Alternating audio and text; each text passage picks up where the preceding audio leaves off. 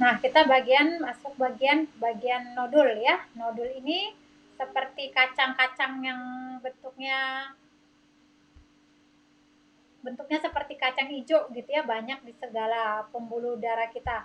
Nah, kalau kita perhatikan itu saking banyaknya ya, kalau dihitung-hitung itu mungkin ada ribuan nodul di seluruh tubuh gitu, ada ribuan gitu, jadi banyak sekali gitu ya. Dan ini yang membuat membuat tubuh kita itu tetap sehat karena nodul-nodul ini banyak untuk menampung kotoran-kotoran tadi gitu ya. Dan dia berbentuk seperti kacang hijau dengan ukuran yang berbeda. Ada nodulnya kecil, ada nodulnya besar gitu. Dan itu kita bisa bisa rasakan sih, bisa raba di dalam kulit kita di bagian lengan kita gitu. Ada yang kecil, halus, ada yang agak besar gitu ya, menonjol-nonjol gitu. Nah, dia berfungsi sebagai septic tank gitu ya, seperti septic tank dan mengandung jaringan fibrin sebagai filter gitu. Jadi si si nodul ini ada banyak filternya di situ. Filternya yang disebut dengan si jaringan fibrin ini.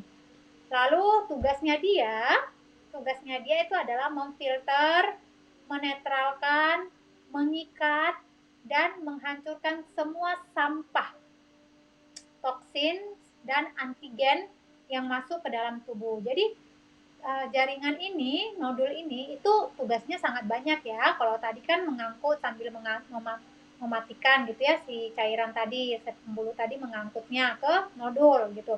Nah, sekarang di situ itu difilter lalu dinetralkan. Saya pernah lihat video ya di salah satu negara mana yang pekerjanya itu seperti ada ya yang udah jalan gitu ya, kayak pabrik gitu. Nah, ini dia kayak pabrik sampah gitu, memfilter sampah-sampah yang ada, dibuang ke sana, dibuang ke sini, dibuang ke sana, dibuang. Itu diangkut mereka dan mereka tuh udah pakai baju yang setiap hari pasti ganti ya, baju kayak kayak baju pakai hazmat gitu.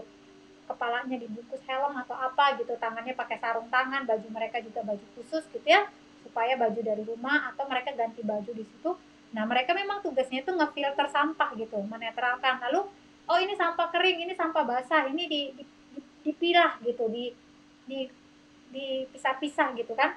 Lalu, oh ini sampah yang plastik-plastik kayak misalnya botol aqua, kaleng soda gitu kan, botol wine gitu. Nah, mereka kumpulin di sini. Itu tugas mereka dan ada seperti mesin yang masuk gitu. Semua itu sampah. Sampah. Nah, mereka yang ambil pilah gitu. Nah, itu tugas mereka. Nah, saya membayangkan seperti inilah si nodul limpatik itu gitu.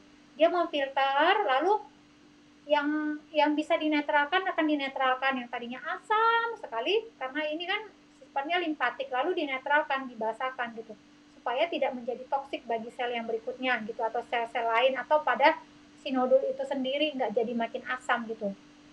Lalu mengikat, diikat kan, lalu dihancurin semua sampah itu tadi.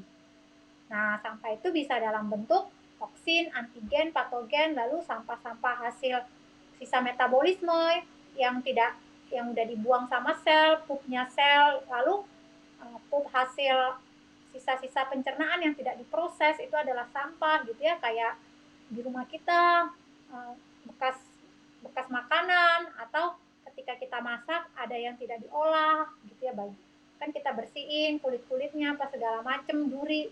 Nah, itu semua kan sampah gitu, dihancurin gitu. Lalu ya dibuang gitu. Nah, ini adalah tugas si nodul limpatik gitu kan.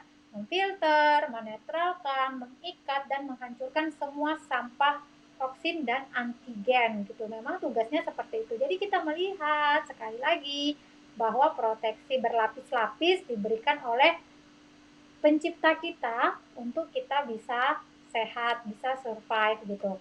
Nah, nodul ini akan kolaps ketika gaya hidup kita, makanan kita yang kita makan itu bertahun-tahun adalah yang toksik gitu.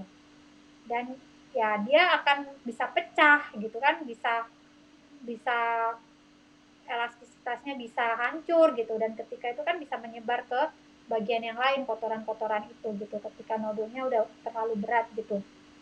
Nah, jadi kita mengetahui ya bahwa ada sistem yang Tuhan berikan untuk memproteksi tubuh kita. Nah, di dalam nodul limpatik itu ada apa saja gitu ya. Nah, dia itu ada limfosit. Limfosit itu adalah sel yang memakan sel mati atau bakteri gitu. Nah, termasuklah di dalamnya itu ada T cell dan B cell itu sebagai natural killers gitu ya. Sel natural killer cells gitu. Sel-sel yang membunuh secara alami gitu.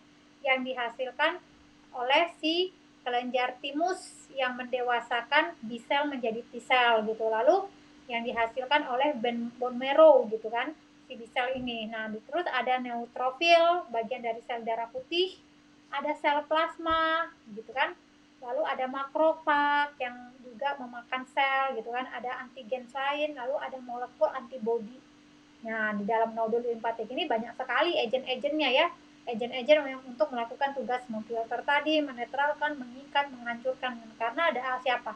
Ada si molekul antibodi, ada si antigen, ada si makrofag yang memakan sel gitu kan, si sel darah putih, white blood cells ini, lalu ada si sel plasma, ada si neutrofil, ada limfosit, yaitu natural killer cell, sel pembunuh gitu, sama seperti makrofag gitu. Nah, jadi ini ada dalam nodul-nodul tadi limfatik tadi banyak sekali ya gitu.